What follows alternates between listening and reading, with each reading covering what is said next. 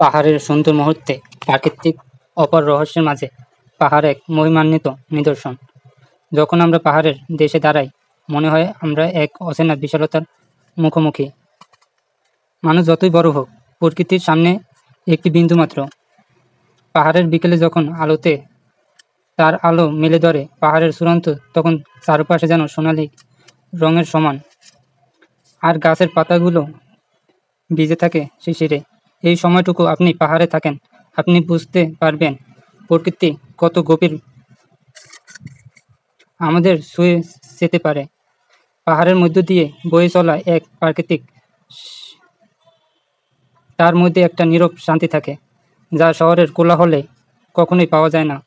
আর মেঘে যদি নিচে ভেসে বেড়ায় পাহাড়, তখন মনে হয় এক জাদুকরী জগৎ, যেখানে আকাশ পৃথিবী থাকে অপরে জড়িয়ে ধরে। পাহাড় শুধু দৃশ্য নয়, এটা এক উপলব্ধি। শুধু দৃশ্য নয়, এটা এক উপলব্ধি।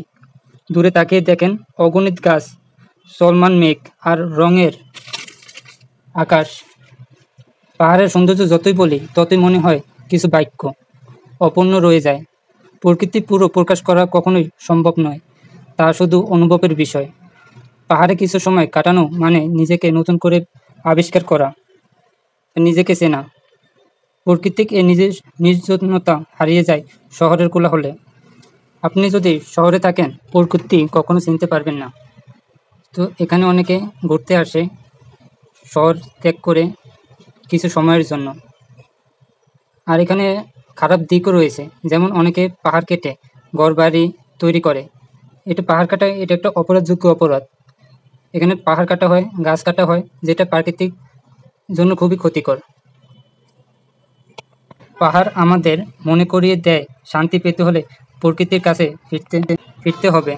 আর এখানে অসংখ্য পাহাড় আর পাহাড়, আপনার চারপাশে শুধু পাহাড় আর পাহাড় দেখবেন।